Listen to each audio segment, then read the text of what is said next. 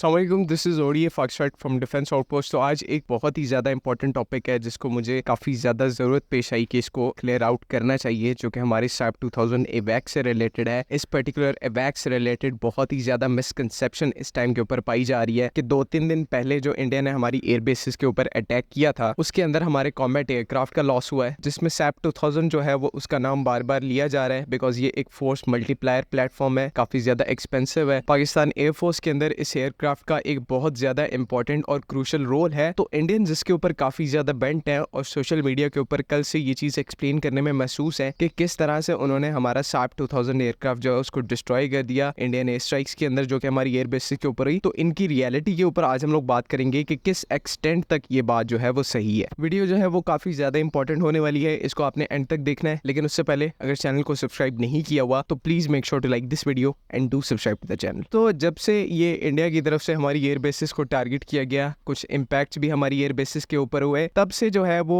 Indians की तरफ से एक बहुत ही खास किस्म का प्रोपेगेंडा चलाया जा रहा है कि पाकिस्तान एयरफोर्स को पता नहीं किस हिसाब का डैमेज हो गया है, हमें इतना बुरा डैमेज हो गया है, हमारे मल्टीपल एयरक्राफ्ट डिस्ट्रॉय हो गए हैं। पिछले 2 दिनों से इन्होंने 4 के करीब JF-17 शॉट डाउन कर दिए, 2 F-16 शॉट डाउन कर दिए, इवन कईयों ने J-10C को भी शॉट डाउन कर दिया है। तो एक्सटेंट इस टाइम के ऊपर प्रोपेगेंडे का ये है कि 6 से 7 ये लोग हमारे एयरक्राफ्ट जो है वो ट्विटर के ऊपर शॉट डाउन कर चुके हैं, लेकिन रैकेज ये किसी एक एयरक्राफ्ट का इस टाइम के ऊपर स्पॉट नहीं कर पा रहे। और पाकिस्तान एयरफोर्स ने, क्योंकि एक्चुअल में इनके एयरक्राफ्ट शॉट डाउन हुए हैं, तो इनके एयरक्राफ्ट के जो टोटल रैकेजेस हैं वो इंडिया वाली साइड पे गिरे हैं, लेकिन फिर भी वहां से वीडियोस आई हैं बिकॉज मॉडर्न सोशल मीडिया के दौर में आप लोग वीडियोस को हाइड नहीं कर सकते। तो वहां से वीडियोस भी आई हैं और हमने उनको पॉजिटिव आइडेंटिफाई भी कर लिया। मींस कि हमने राफेल का M88 इंजन को मैच कर लिया, हमने MiG-29 का रैकेज मैच कर लिया, हमने Su-30 MKI का मैच कर लिया। तो because we have actually shot down Indian aircraft, हम लोग उसका रैकेज को मैच करने में सक्सेसफुल हुए, जो कि पाकिस्तान एयरफोर्स के कॉन्टेक्स्ट में केस ऐसा नहीं है, क्योंकि ऑब्वियस सी बात है कोई एयरक्राफ्ट हमारा शॉट डाउन नहीं हुआ। लेकिन फिर इंडियंस ने जो है वो अपना प्रोपेगेंडा उसको केयरफुली क्राफ्ट करना शुरू कर दिया। इन्होंने कहना शुरू कर दिया कि हम लोगों ने भुलारी और शहबाज एयरबेस पर और PF बेस मुसफ के ऊपर स्ट्राइक्स की हैं, तो उनमें पाकिस्तान का जो एक SAP 2000 एवैक्स एयरक्राफ्ट है वो डिस्ट्रॉय हो गया, बिकॉज इनको पता है अगर वहां पे खड़ा भी हुआ तो उसकी कोई इमेज वगैरह तो पाकिस्तान एयरफोर्स रिलीज नहीं करेगी बिकॉज ऑफ ऑपरेशन सिक्योरिटी। तो इन्होंने कहा कि जब पिक्चर्स ही बाहर नहीं आएंगी तो हम लोग ये प्रोपेगेंडा बड़े आसानी से चला सकते हैं कि एक SAP 2000 जो है वो डिस्ट्रॉय हुआ है। तो इसी चीज को मैं जो है वो एड्रेस करना चाहूंगा। देखें, भुलारी एयरबेस और जो हमारी PF बेस शहबाज है, इन दोनों के ऊपर हमारे मॉडर्न फाइटर कंपोनेंट्स हैं और फोर्स मल्टीप्लायर कंपोनेंट्स हैं, वो मौजूद है, इसमें कोई शक नहीं है। शहबाज के ऊपर हमारे लेटेस्ट F-16 ब्लॉक 50-52 एयरक्राफ्ट है। भुलारी के ऊपर भी हमारे पास F-16 और JF-17 के स्क्वाड्रन्स मौजूद है। हमारी PF बेस भुलारी है, उसके ऊपर हमारे फोर्स मल्टीप्लायर्स यानी कि SAP 2000 एवैक्स भी मौजूद थे। और बाकी जो हमारे फाइटर एयरक्राफ्ट है या फिर फाइटर कंपोनेंट्स हैं वो अपने हार्डन शेल्टर्स में होते हैं वॉर टाइम्स में, तो उनको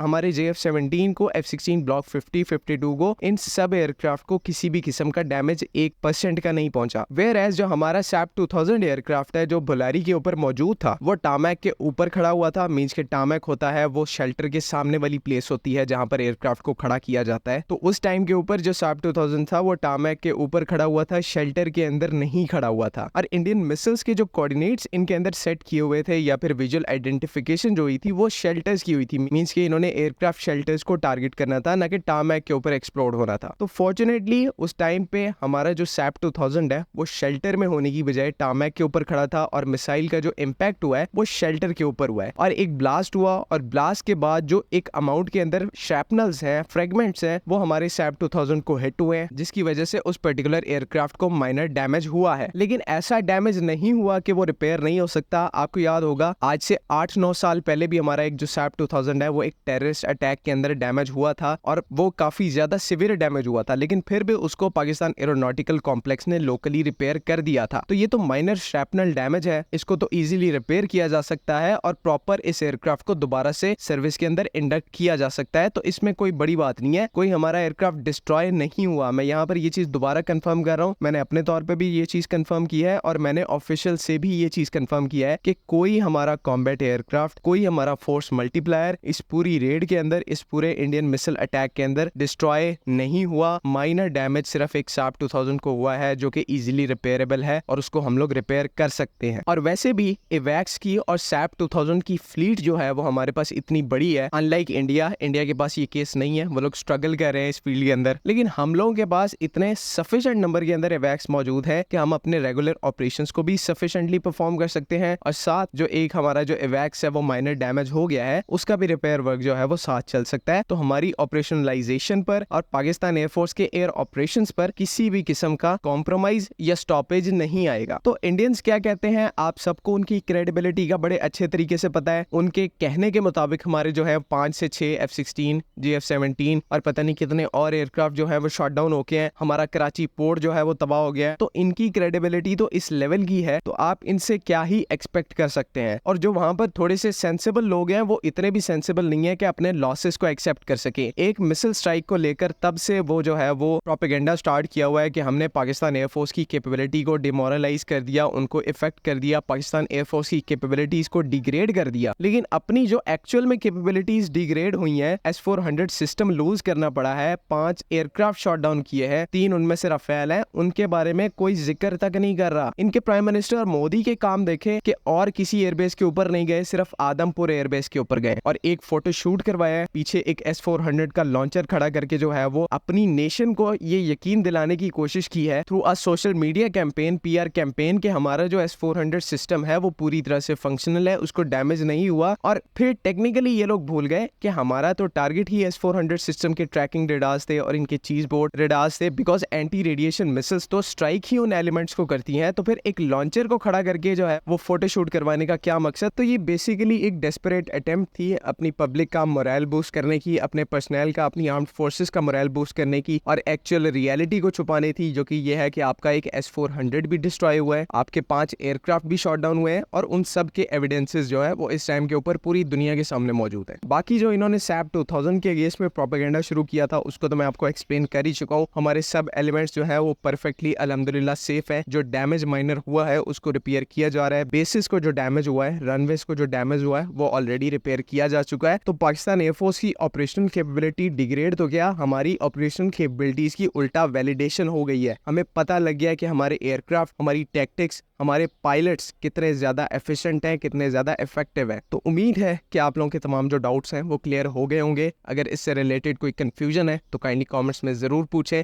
बाकी अगली वीडियो तक के लिए अल्लाह हाफिज़। पाकिस्तान जिंदाबाद।